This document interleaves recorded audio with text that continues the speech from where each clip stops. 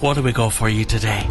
Well, in this hour, and maybe most of the next hour, if I said to you, Barnbrack, if I said to you, Alex Quinn, if I said to you, Belfast, if I said to you, Mickey Marley's Roundabout, if I said to you, Belfast City, you know who I'm talking about. Well, after the next little tune, we're going to be in conversation with Alex. And he's going to be telling us loads and loads of things. But he's here to tell us all about his brand new CD. I am joined in the studio today by Alex Young, the main man behind that group. Alex, you're welcome to Belfast 89. Great to be here, Mervyn, with you and Belfast 89 FM. I've always wanted to meet you, and I've never met you twice. Yeah. Oh, well, here, thank you very, very much. I must admit, the first time I met you, I didn't know who you were. And I didn't know you. So here, tell me, we've got to 4 o'clock, okay? Yes. And we can lock the door and we'll keep Stephen out if we need to. But tell me, how did a young Alex Quinn discover music and decide the guitar is my instrument? Well, that's going really back. There was a competition in the King's Hall, and I always liked singing. I used to take the cattle lead and put the lights out and pretend I was Scott Walker. I loved the Walker Brothers, and I would stand on my own and sing when I was young. Not as good as Scott Walker, but I did my best.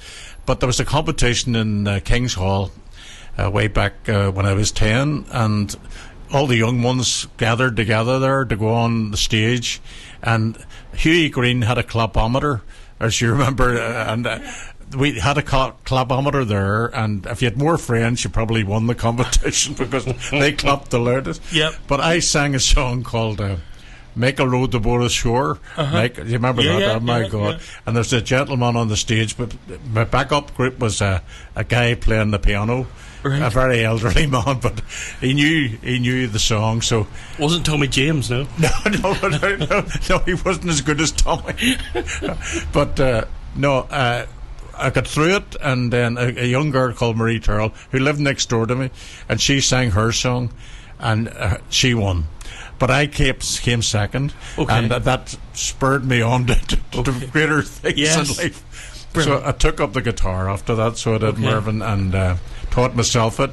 Probably didn't teach myself too well, but I started off with the 3 chords, and it's amazing the amount of songs you can get by 3 chords. Yes. And I moved on to let's see, I wasn't known at all. I was just an ordinary punter, and I teamed up with a guy called Brandy Butler, and the grammar school I was in, and we called ourselves Too Few, TWO. Not a wonderful name, but went round nursing homes and things like that, just to keep the punters happy, and it gave us a wee chance. And what age were you at this? I was about 15 then. Right. So it moved on, but of course I loved the likes of the folk music, just like Steel Eye Span there, but my own favourite would have been the Fairport Convention. With Sandy Denny and Richard Thompson and David Swarbrick. They were fantastic musicians, and I actually saw them in the Ulster Hall many years ago, and that really gave me a thrill about folk music, and they did sort of rock folk music, which is even better, So I moved on then from Brandy.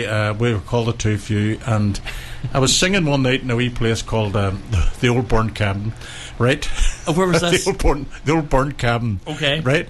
And I was doing a stint. There was a band on the stage, and I was called up to do a half hour of my own.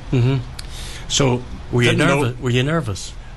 Of course, I was nervous because I was used to singing on my own, but at the same time, when you've got a band playing before you, you don't sound half. You haven't got the power behind you, so I just played my guitar and sang away, singing Beach Boys songs. I did all. I loved the Beach Boy harmonies and all that. So little did I know, but the boy Jimmy McPeak, was in the audience. Right. And that's when we moved on a bit. Jimmy would come up to me after the show, and he says, would you fancy coming down to my house in Springview Street for an audition. I says, "Aye, Jimmy, no problem."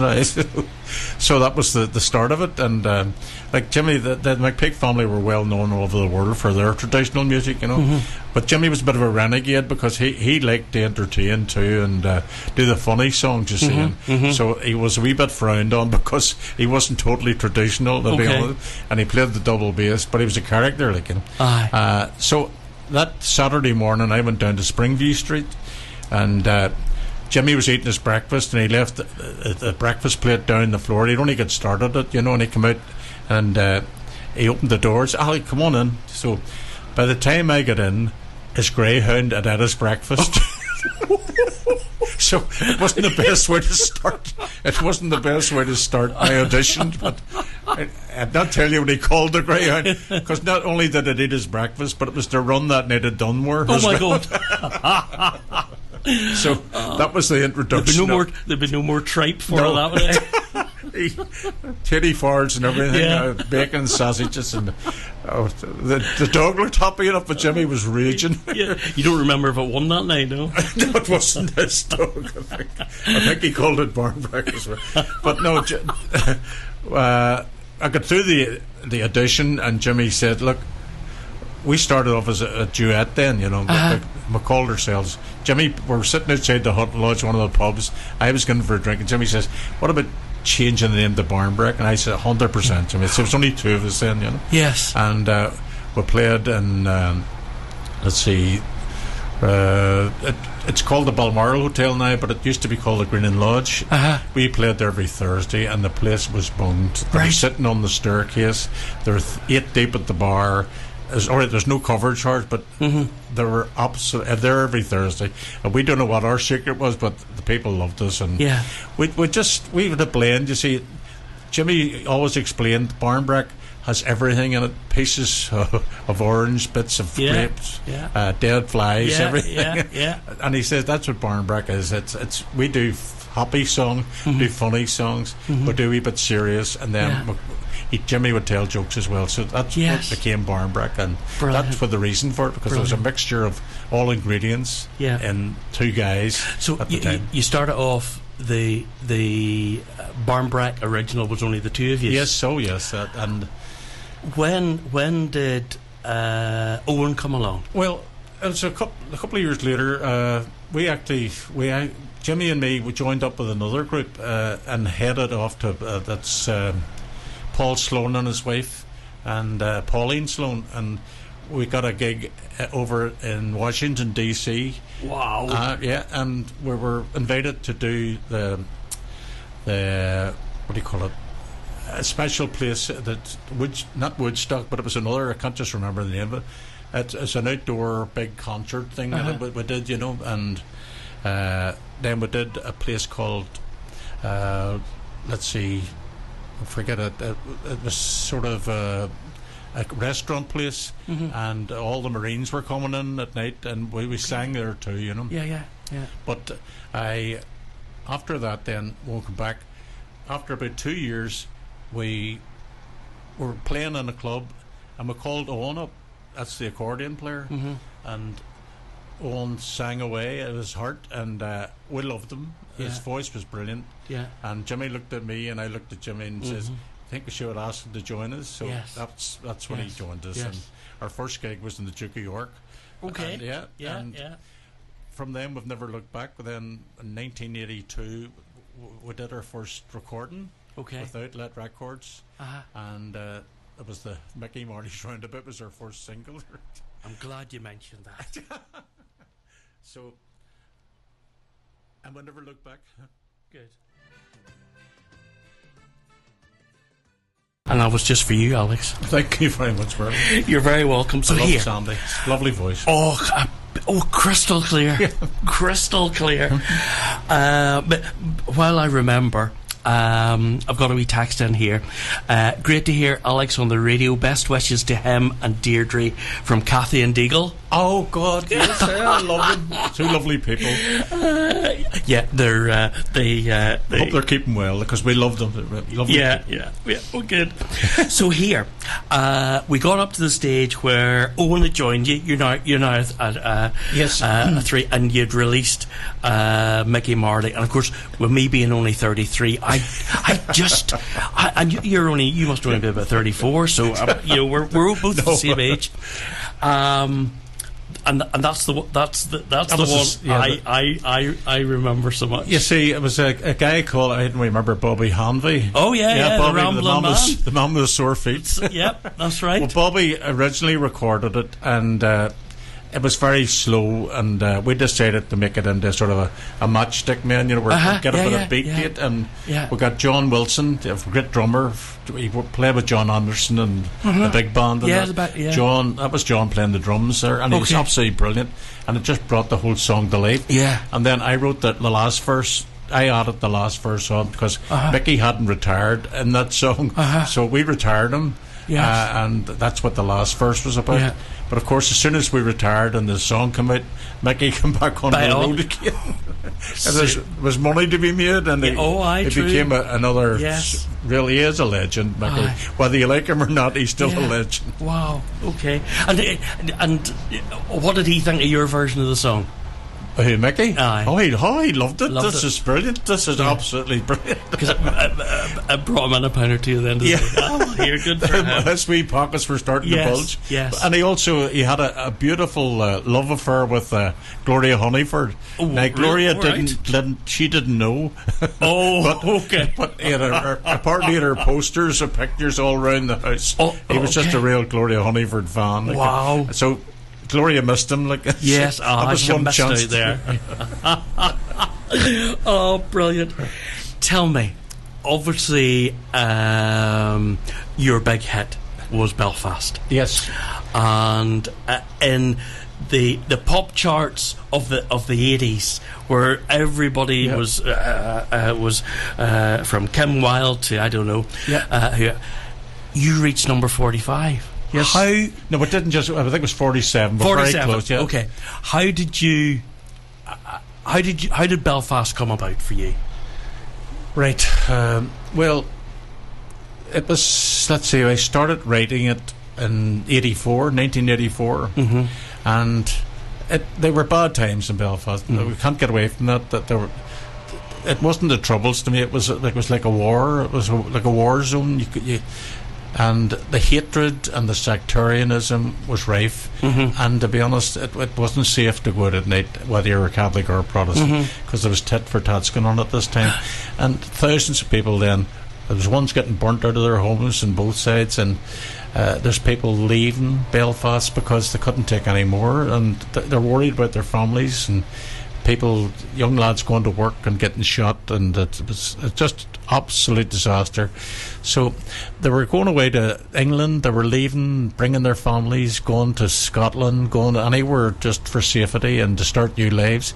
Canada and America, Australia, just leaving in bulk. Thousands upon thousands of people left Belfast because of what was happening, and I decided, they were singing songs about Newcastle, the Mountains of Mourne, and singing songs about the Galway Shawl and the Green Glens of Antrim and Boys in the County Armagh. And I says, now there'll Tell Me Ma, which is a great wee Belfast song, and there's very few songs about Belfast, so that wasn't me.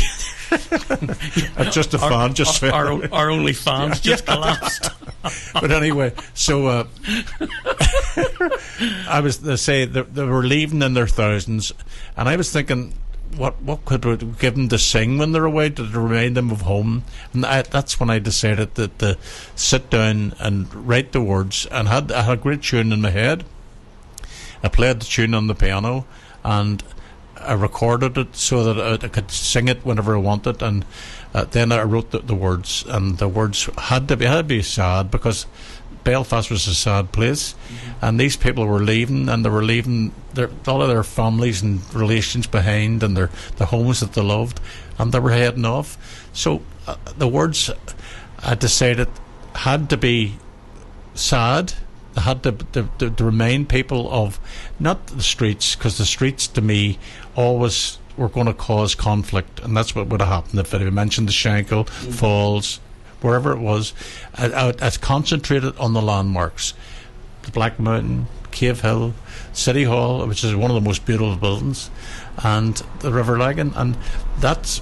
I knew everybody could associate with those. They weren't going to say no, that they shouldn't have mentioned that. So you had to be very diplomatic, and at the same time, I think the tune got the sadness. Definitely got the sadness. I mentioned one line in it about what happened, all the pain and suffering. I read all the papers. They told of your tears. Yes, and that summed it up for me. Everybody's tears, Catholic tears, Protestant tears. People who don't have any faith at all. There's so many tears in those years, and I just wanted to keep it just simple and just without getting into all the pain, and that's what. And then when I put it all together, then the song came out beautifully. We brought it down to Outlet Records after the Mickey Marley one. Yeah, and Billy McBurney, who was the top man. Billy says, I could maybe alright in an album, you know. And we laughed at him.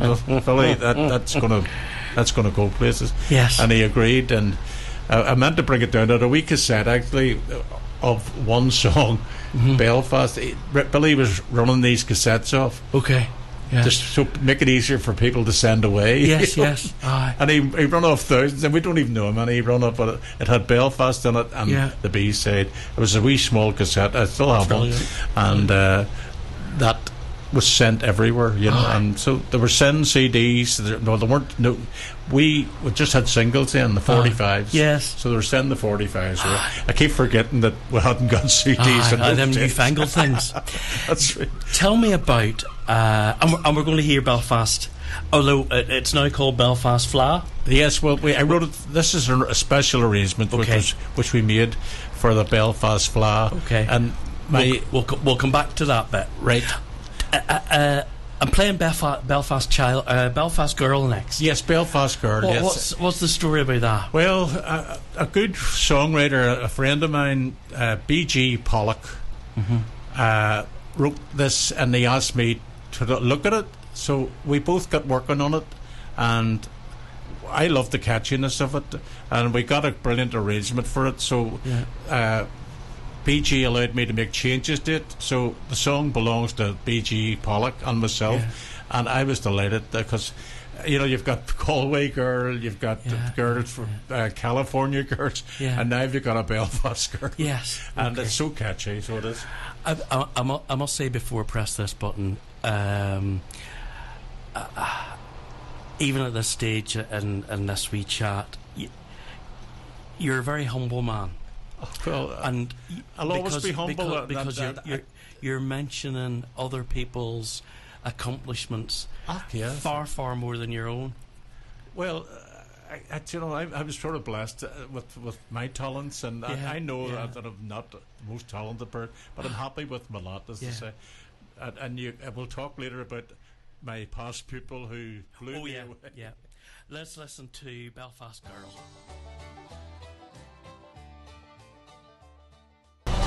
Catchy, very catchy. Yeah. So that was Belfast Girl. Yes. So you've talked about Belfast. Yes. The original. Yeah. And I suppose it's time that we talk about your new CD. Yes. How did all that come about? And your new version of Belfast, now the Belfast Fla. Yes. Well, I have been, as you know, I've been in hospital with my cancer, my prostate cancer, and the people in the city cancer centre were absolutely fantastic, and the radiologists, all young girls. In fact, when I walked in, one of them says, Mr. Quinn, that was one of the girls I used to teach. No way. And she says to me, I couldn't believe it, because it's sort of an embarrassing time to. But she said to me, if you want, I said, no, go ahead, do your bit. Yeah. And But it was lovely. The whole lot of them were absolutely that made it easier because it's a tough experience. And because you started life a primary teacher. Oh yes, that's it. 30 years I was teaching as well. Wow, See, Barnbrack were never pro. Which was even more amazing because we were able to get to the British Church number 47, and we weren't. Owen was a. Let's see, he was a special audiovisual. No, Jimmy was of audiovisual aids. Owen was a special science, department in Stromulus College. Okay. A senior, science technician. Yes. In Stromulus College. Jimmy worked in a secondary school doing audiovisuals for the teachers, and I was a primary school teacher for 30 years, and we just couldn't go off on tours or anything. No, but we could have gone to London. That was Mervyn Sullivan's brother, I think Phil Sullivan. He wanted us to go to London when we had the big hits there, and we said no, we're just going to keep our jobs. So we're married and we've got our families. Commitments. We're going to just. And probably it ties in with the the humbleness too. We want to look after our families, and that was it. So we just stayed, not even semi-pro. I would say it was just we were just gigging whenever we could, and that was it. But so sorry, before we go back to that original question, was actually when did Owen died a couple of years ago. He did. That was like losing part of me. That was a big part of me because I wanted me. Even when we were down, we could keep each other laughing about things we did and the crack and it was the dementia too that I got to see him before he died, and I told him I loved him, and he looked at me, and I've told Jimmy that I love him too because Jimmy's not doing well either. So I'm the last rock star. And when I'm searching for the right words here, when did Barnbrack stop performing? Well, actually, I was meant to bring a ticket along. It was the 2013, March 2013. Okay. And that was our show in the Opera House. Okay. And we had the wonderful Hugo Duncan on it, and one of the Alexander brothers. Right. It was one of our best shows ever. But we just knew that this is it, lads. We're getting old, and but that was we're sorry we didn't get that show recorded because it was fantastic and people loved it, and the place was sold out, and that was our last show. And I don't look back at it sadly because it was a great way to finish. You're better finishing on a high, and that was a high to finish on. Good. So here, going back to your new version of Belfast Fla, and you've got a very talented young man helping you there. Tell me all about that. Right, yes, this was another amazing story. I don't know if you believe in God, Mervyn, or what, but I believe in this thing called divine appointments. Right. Divine appointments are where someone special comes into your life, you don't know how that happened, But because it's divine, you think, well, God, because the only one could have organised that, Yes. But that's I believe in that. So, going back the 30 years ago or more, I was teaching the primary school, and one of my pupils was called Martin Crossan. Yes. And Martin played the tin whistle, and I fussed over him, did a wee bit of guitar with him, and I loved. He had a great way with him, and he played a couple of concerts for me in the school. And I never really saw him again when he left, but I was my wife and me, Dirty, who's really looked after me through all these cancer and well, not even going to, but anyway, we'll have to say hello to Deirdre. Oh yes, I know Deirdre tunes in a lot. Thank you, Dirty, for everything you've done to keep me alive because you were brilliant. But anyway, we're in Letterkenny in the big shopping centre there, and Pennies as they call it. Yes, that's right. So. And there, Martin comes, Mr. Quinn. He was wearing his wee cap and all that. And I said, I didn't know who he was. Martin Crossan, you taught me all them years ago. Wow. And what I said, Martin, what are you doing now? He says, well, I've my own recording place in Donegal. Right. And not only do I play the tin whistle, I play the low whistle. I also play the Indian pipes and the guitar. And right. And he says, I also make uilleann pipes. So he makes them for top people in the south of Ireland and north of Ireland. If you want to get uilleann pipes, Martin's the man to make your uilleann pipes. He is absolutely fantastic. And you didn't realise what all these things you had taught Martin. But he did hand me a beautiful, what would you say, a beautiful sentence, just to say that he could never thank me enough for what I brought him on to the music. Oh, that's brilliant, man. I had lit the touch paper and and lit him, and he's making a living out of the music now. Good. But he played the pipes, and then I said, Martin, I've been wanting to do a real folky Irish version of my song Belfast, and he says, certainly, what do you want? I said, well, like the pipes in it, and whatever instruments you have, because the first version, they got the strings from the Ulster Orchestra in it. This is the first version. Billy says that song needs strings, and we get strings. So it was put into a big sort of. I always looked upon it as a folk song. Yes, I wrote it as a folk song. Yes, and this I waited 40 years. 40 years.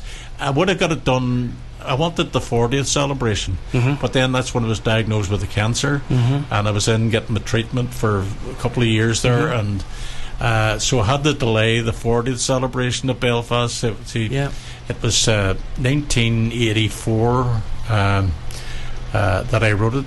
1985, so 84 would have been 2024, right? But I was in the hospital, and it's only now they've got it finished, but it tied in with the Fla beautifully. So we'll call it then the Belfast Fla version, because it is traditional, and it's the way I want it, to be honest. And I did a nice vocal, and not for me to say that, but I actually felt I have been the worst critic at times, but I say I can imagine. Yes, I can imagine. I am the worst. I don't even like listening to myself singing, because I always find wee faults. But this one, I said, God, I actually like myself singing it. Yeah.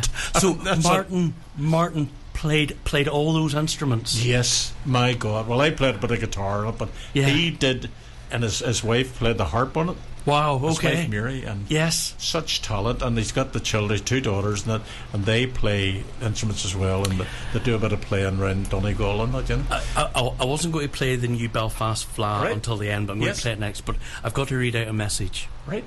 That's come in. Yes. Lovely to hear Alex talk about his long, successful career. He was my first music teacher, and it has been great to come full circle and work alongside him on the new version of Belfast. And this is in from Martin Crossan. Oh my God, Martin, how are you? I love you. Oh, Martin, thank you so much. Thank you so much. Do you want to ask him about coming up to you? We'll do it. So I was going to play this at the end, but we've got to play it now. All right, no problem.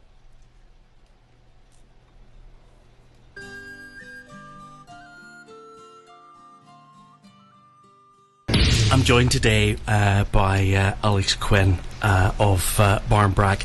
He's telling us about his special 40th tribute to the song he wrote back in 1984, Belfast, and we heard his Belfast Fla version there, and I cannot believe how talented this man is, Martin Crossan.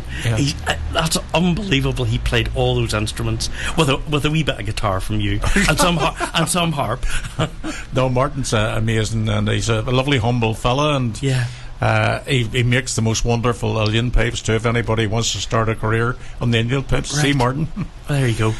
Tell me, you've only got this CD almost hot off the press. Yes, it really is hot off the press. Where can people go and get a copy?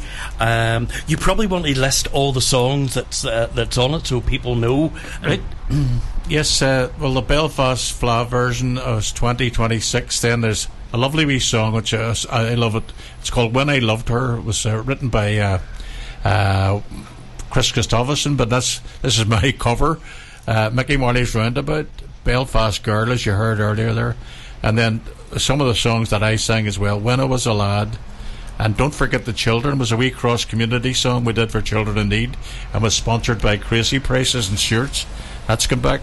Belfast City, which I think it's going to be played shortly. That was thanks to Morris Dixon, great talented singer and musician, multi-musician as well. And at the very end, there's a beautiful piece which was written by Catherine Ashcroft, a beautiful Uilleann paper, and she wrote this especially for my song Belfast City, and it's absolutely gorgeous. And it's Catherine Ashcroft from Northumbria plays the pipes here. Then You Never Learn to Dance, which is Johnny McAvoy's song, but my cover again. And Mr. Punch and Judy Man is a beautiful song written by John Conley from London.